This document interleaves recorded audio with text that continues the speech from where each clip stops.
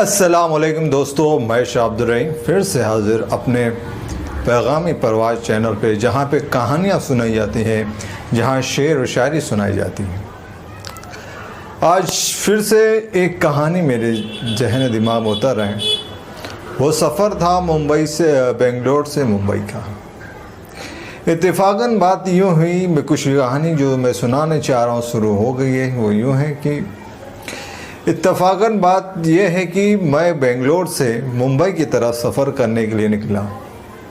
रात 8:10 का कुछ वक्त था, जहाँ तक मुझे याद है। उद्यान एक्सप्रेस बेंगलोर के स्टेशन पर लगी हुई थी। उसमें मैं सवार हुआ और सवार होने के बाद जो मेरे नशिस्त मुहैया की गई थी वो खिड़की के पास थी। मैं उस खिड़की के पास बैठा और ट्रेन में लोगों की चढ़ने उतरने की बातों को देखते रहा। कोई लोग अपने जुस्तजू में सीट वगैरह ढूंढ रहे थे कि हमारी सीट कहाँ है, हमारी सीट पे कोई बैठा तो नहीं है, लगेज ज़्यादा है, सामान ज़्यादा है, उसे एडजस्ट कैसे करेंगे। ये सारी चीज़ों में कसमकस थी और एक जद्दोजहद जुस्तजू थी। और अपने आप को मुतमईन करने के लिए जब सीट मिल जाती तो बहुत राहत के सांस लेते हुए शख्स बैठ जाते हैं। एक मुसर्रत जैसी महसूस होती कि हम अपने वक्त मुकर्ररा पे ट्रेन में बैठ चुके हैं और हम अपने मंजिल की तरफ निकलेंगे। रात का वक्त था। बेंगलोर में उस वक्त ठंड मौसम के हालात से ठंड हवा चली थी। बहुत खुशनुमा मंजर था स्टेशन पे कि किस तरह से लोग, जिस तरह से किसी मुसन्निफ़ ने तहरीर किया हो कि स्टेशन के मुतालिक कि किस तरह से लोग जद्दोजहद में उतर रहे, चढ़ रहे, आ रहे, जा रहे, एक तजस्सुस से आने वालों का, एक तजस्सुस भरी निगाहों से आने वालों का इंतज़ार कर रहे हैं। कितने तमन्ना और अरमानों से अपने अजीज़ को छोड़ने आ रहे हैं। कितने ऐसे हैं कि उस ट्रेन में बैठ जाने के बाद अपने हाथों से टाटा कर रहे हैं, हाथ हिलाते हुए कि हाँ, हम तुमसे मोहब्बत करते हैं और तुमसे दूर होते जा रहे हैं। और उसी के बाद ये भी बात दरअसल सामने आती है कि जब रुखसत होते तो दोनों की दिल की कैफियत क्या होती है। इसी तरह से जब मैं बैठा था तो इत्तेफाक यही थी कि उस वक्त मैं बैठ चुका था और मेरे साइड वाली सीट पर, दूसरे तरफ वाली सीट पे, जहाँ पे 6 नशिस्तें एक साथ होती हैं, 3 एक तरफ 3 दूसरे, उसके मद्दे मुकाबिल मैं सिंगल वाली सीट पे अपने भाई के साथ बैठा हुआ था, एक इस तरफ एक सामने की तरफ। और वहाँ से ट्रेन जब शुरू हुई, रात का ही मंजर मैं अपने गिरफ्त में लाऊंगा, आप लोगों के यादों के सामने पेश करूँगा। ट्रेन जब वहाँ से छूटी और चल पड़ी अपने मंजिल मकसूद के लिए, लेकिन जिस तरह से ट्रेन ने अपनी रफ्तार धीमी से तेज़ करने की कोशिश करी, जिस तरह से ट्रेन स्टेशन से निकलना शुरू हुई, ऐसे लग रहा था कितने को खुशी और मसरत महसूस हो रहा था और किसी को लग रहा था कि मैं अपने अजीज को छोड़ के जा रहा हूँ। जैसे दूर दूर होते जा रही, जैसे हाथों से हाथे लम्स थी जो लम्स छुटती जा रही हैं, इतनी मोहब्बत, इतनी प्यार के साथ। और वहाँ से निकल रही थी ट्रेन। बात ये भी है कि बेंगलोर में कई सारे तुलबा, अलग अलग स्ट्रीम के, दर्जे के, मियार के, अलग अलग ज़मरे के तुलबा वहाँ पे अपनी तालीम हासिल करने जाते हैं। और बेंगलोर को जो है IT का हब माना जाता है, यानी एक ऐसा इलाका जहाँ पे इंफॉर्मेशन टेक्नोलॉजी या रवा सवाल या अब भी जो मौजूदा दौर में नई टेक्निक आज़ाद हुई है, उसकी बोलते ना एक मरकज़ माना जाता है, उसका एक मरकज़ माना जाता है। वहाँ पे IT की तालीम हासिल करने वाले या फार्मेसी वगैरह की तालीम हासिल करने वाले तुलबा रहते हैं। मैं भी अपने तालीमी सिलसिले की वजह से गया था, लेकिन जब उस ट्रेन में स्टेशन से छूट रही थी तो एक एहसास था। लोगों के चेहरों पे देख रहा था, कोई खामोशी से अपने आप को सीट पे बैठे हुए महसूस कर रहे थे, सुकून से और मुसर्रत से एक दूसरे की आंखों में आंखें डाल करके बातें कर रहे थे, हाल चाल ले रहे थे। और कोई लोग थे जो बैठ करके तस्वुरात में बैठे थे, गुम ख्यालात में, अपने मंजिल मकसूद पे पहुंचने का इंतज़ार कर रहे थे। ट्रेन चल दी। थोड़ी ट्रेन में वहाँ स्टेशन पे थोड़ी ठंड थी, ठंड जैसा माहौल था, और ट्रेन जब अपनी रफ्तार ली तो वो कैफियत वैसी बाकी रही। एक अजीब सी हवा में कैफियत थी, एक एहसास था, एक महसूस करने की जद्दोजहद थी। जैसे दिल में बहुत सारा जैसे प्यार था, घर वालों की तरफ मिलने के लिए, दोस्तों से मिलने के लिए, या दोस्तों से दूर होते हुए। लेकिन अपने मकसद के हिसाब से मैं अपनी सीट पे बैठे हुए गुम ख्यालातों में बैठा था। हर हालात का मैं जायज़ा जिस तरह से ले रहा हूँ या महफूज हो रहा हूँ, और मुशाहिदा करते हुए मैं ट्रेन में अपने आप को महफूज समझ रहा था। ट्रेन ने अपनी रफ्तार स्टेशन ख़त्म होने के बाद तेज़ी से वो ट्रेन अपनी रफ्तार ली और चलना शुरू हुई, और दूर सिर्फ प्लेटफॉर्म पे एक तख्ता लगा हुआ था, KSR बेंगलुरु, कुछ यूँ था, KSR था या बेंगलुरु का तख्ता झिलमिलाता हुआ दिखने लगा। ट्रेन तेज़ी से उसे छोड़ते हुए निकली। ट्रेन ने जब चलते चलते कई स्टॉपों पे रुकना शुरू किया और चलना शुरू किया। लोग जागे हुए थे, आपस में बात कर रहे थे, सोच समझ रहे थे। रात को लोगों ने कुछ अपने लिए खाने का इंतज़ाम भी किया था। कई लोग खाने के लिए स्टेशन का इंतज़ार कर रहे थे, और कुछ लोग ऐसे भी थे जिन्होंने ट्रेन के अंदर ही खाने का ऑर्डर दे चुके थे कि खाना हमें मुहैया कराया जाएगा, फिर हम उसके लिए पैसा देंगे। ट्रेन ने अपनी रफ्तार ली, और रफ्तार लेने के बाद अलग अलग स्टॉप पे रुकना शुरू की और चलते आई। लेकिन बात यूँ थी कि उसमें कई लोग चढ़ भी रहे थे और उतर भी रहे थे, जो वहाँ के लोकल लोग थे। कुछ लोग बैठे थे, और जिस तरह से जैसी 10 बजकर के पार हुआ, जिस तरह से 10 बजे उसके बाद पार हुआ, लोगों ने सोचा कि अब इत्मीनान करे, आराम करे। कुछ लोग इत्मीनान आराम करने लगे, कुछ लोग खाने पीने के लिए खाना पीना शुरू किए। कई जगह पे बत्ती लाइट वगैरह बंद कर दी गई, बत्तियाँ वगैरह बंद कर दी गई सोने के लिए, कि वो आराम से अपने आप को नींद की आगोश में चले जाएं। मैं ये सब मुशाहिदा कर रहा था, लेकिन मुशाहिदा करते करते मेरी दिल की कैफियत एक सरसराहट सी थी। जैसी भी हालत जा रहे थे उसमें उतना तगय्युर नहीं हो रहा था, सिर्फ सरसराहट सी, एक मोहब्बत सी बातें थी जो चल रही थी, और मैं देख रहा था। चलते चलते मैं भी कुछ ख्यालातों में, कुछ बातों में गुम सा गया था। लेकिन लोगों पे मुशाहिदा नहीं हटा था मेरा। मैं देख रहा था लोगों को अपने हिसाब से, अपने तौर पे। यही देखना था, सुनना था, और मैं समझ रहा था कि लोग अपने आप को मोहब्बत के समुंदर में गोता खिला रहे हैं, और इत्मीनान और आराम से। मैं भी गुम था, मैं भी सोच में था। और वो ट्रेन इत्तफाकन बहुत दूर जा चुकी थी बेंगलोर से, लेकिन कुछ बातें ऐसी थी जो मुझे वहाँ की याद आने लगी। रात लगभग 11 या 12 बजे के लगभग ट्रेन एक स्टॉप पे पहुंची, और कुछ देर वहाँ ठहरी। लोगों ने अपने डिब्बों में से उतर के, काफ़ी देर तक ठहरने की वजह से लोग अपने डिब्बों में से उतर के स्टेशन और ट्रेन का नज़ारा करने लगे।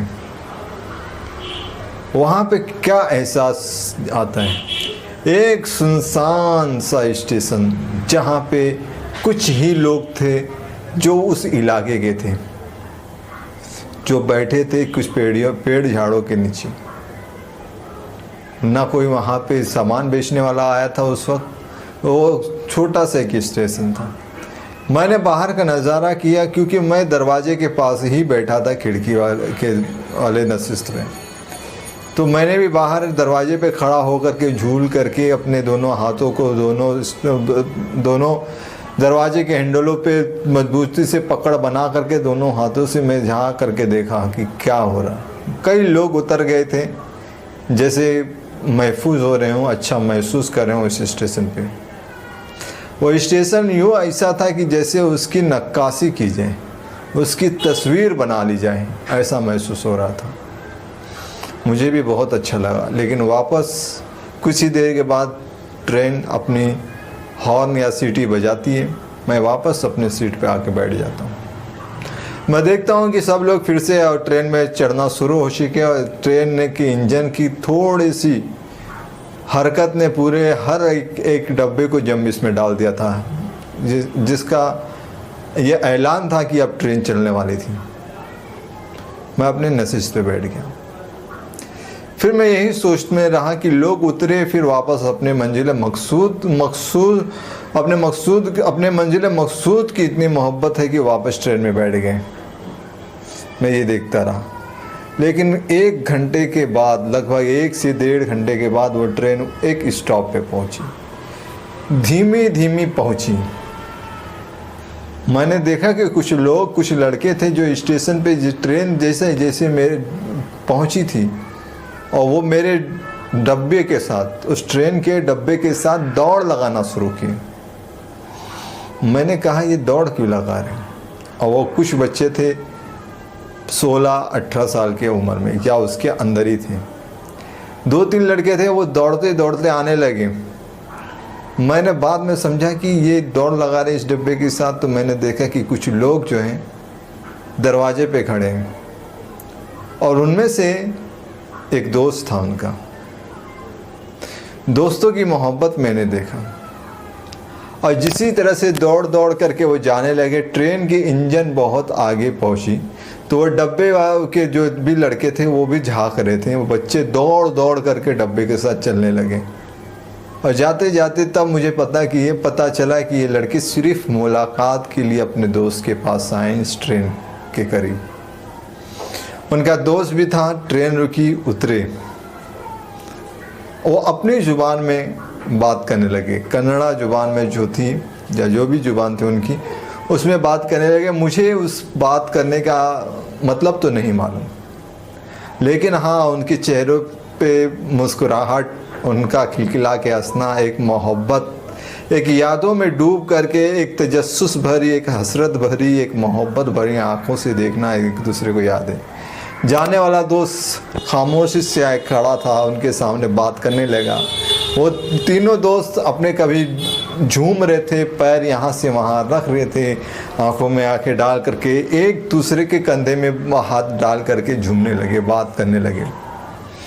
मैं ये देखता रहा, और वो बच्चे भी देखते रहे कि ये स्टेशन पे ट्रेन आ चुकी है और कुछ देर के बाद हमारा दोस्त चले जाएगा।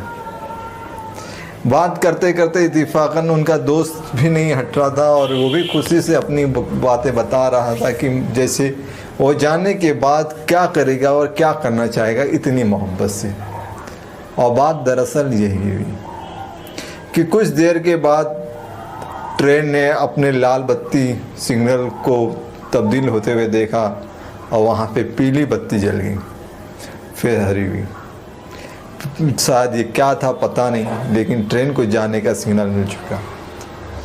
ट्रेन के जाने के जैसे सिग्नल मिल चुका था, उनका दोस्त उनके हाथों में हाथ मिला के खड़ा था, तो फिर भी, लेकिन ट्रेन ने जैसे ही वहाँ से जाने के लिए इशारा दिया, डब्बे पूरे जंबिश में आए और एक घनघनाहट जैसी आवाज़ आई। उसी तरह से दोस्त ने उनके हाथों से हाथ मिलाया और चढ़ जाया। लेकिन बात यह है कि उनके दोस्त ने इस डब्बे में चढ़ा, लेकिन दरवाजे के दोनों हैंडलों को जिस तरह से मैं पकड़ के खड़ा था, वो उस तरह से पकड़ के खड़ा हो गया। और मैं उसके पीछे से देखा कि उसके दोस्त हाथे से हाथ हिला रहे हैं। जा एक अजीब सी आंखों में कैफियत थी, एक मोहब्बत थी, एक एहसास था।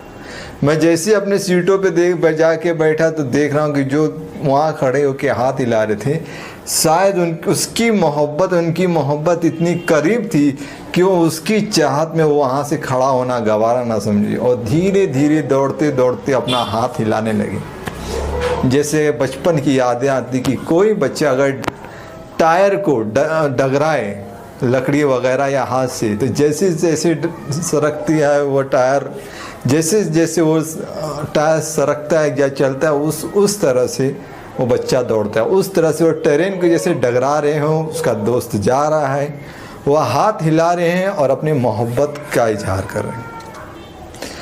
उनके उसका दोस्त भी अजीब सी कैफियत में था, मैं देख रहा था और उनके चेहरों को भी देख रहा था। वाह, जुबान पे आ गया, क्या बचपन है, वाह क्या मोहब्बत थी। वो हाथों से उसके इशारा दे रहे थे कि तू जा रहा है लेकिन हम तेरे साथ तेरे पीछे पीछे रहेंगे, मोहब्बत का इजहार कर रहे थे। और ट्रेन जैसे उस वक्त जालिम बन गई हो, लेकिन वो एक एहसास रखती है ट्रेन कि हर एक को उसकी मंजिल तक पहुंचाना है, उसके लिए ना कोई अपना ना बेगाना है। बस इसी रफ्तार से ट्रेन ने अपने धीरे धीरे रफ्तार तेज करी। अब वो उजाले इस प्लेटफॉर्म से अंधेरे की तरफ तक आने लगी, लेकिन जब ट्रेन ने अपनी इस रफ्तार तेज कर ली तब वो छोटे से छोटे छोटे से छोटे छोटे से छोटे होते गए। न मैंने अपनी नज़रों को हटाया, और मैं जब तक अपनी नज़रों को हटा के अपने सामने करता, उसका दोस्त थोड़े देर के बाद वापस आता है दरवाजे से, और उसके माँ बाप या उसके रिश्तेदार जो रहते हैं उनके साथ वो बैठ जाता है। एक अजीब सी तजस्सुस, एक मोहब्बत से भरा शख्स। क्या एहसास था, क्या मोहब्बत थी, क्या मेल था, क्या साथ था। छोटी सी ज़िंदगी में छोटी भी बड़ी बात थी। मैंने ये सारी चीज़ों को अपने निगाहों में कैद कर लिया। शायद मेरे दोस्त ना हो ऐसे, शायद मैंने उस चीज़ को जिया ना हो, लेकिन इनकी मोहब्बत को देख करके मेरे दिल के जो मोहब्बत के तार थे वो जुम्बिश में आने लगे। एक कैफियत सी आवाज़ आने लगी, एक मोहब्बत भरी बात होने लगी, एक मोहब्बत भरी बात होने लगी, और मैं उससे महफूज हुआ। मैंने कहा कि शायद मैं सफ़र में अपने मंजिल तक पहुंच जाऊं या मेरी मंजिल कहीं से कहीं और हो, लेकिन आज इंसानियत में जो मोहब्बत और दोस्ती की मंजिल थी मैंने देख लिया। बस यही मंजिल की बात। और इसके बाद अगर और वक्त मिले, मौका मिले, तो उसमें की और कहानियाँ जो मैं आपको बताऊंगा। और ट्रेन ने अपनी रफ्तार ली और रात को सोने का वक्त हो गया। मैंने भी अपने आप को नींद की आगोश में डुबो लिया। उसके नींद की आगोश में मैं चला गया और खामोशी से सो गया, जैसे मैंने महसूस किया हो दुनिया को, कि दुनिया में क्या चीज़ है क्या नहीं। किसी ने खूब कहा कि ज़िंदगी गुलजार है, और दोस्त दोस्त होते हैं, चाहे वक्ती ही हो। बचपने के दोस्त दोस्त थे। ये छोटी सी मेरी बात थी दोस्तों, जो सफ़र में था मैंने आप लोगों के सामने पेश किया। उम्मीद है कि आप लोग भी इसे महसूस किए होंगे, या आपने भी अपने एतराफ़ में देखने की कोशिश की होगी या देखे होंगे। आप लोगों का मेरे इस चैनल पे वक्त देने के लिए बहुत बहुत शुक्रिया। आप लोगों का खैर मक़दम था। अस्सलामु अलैकुम।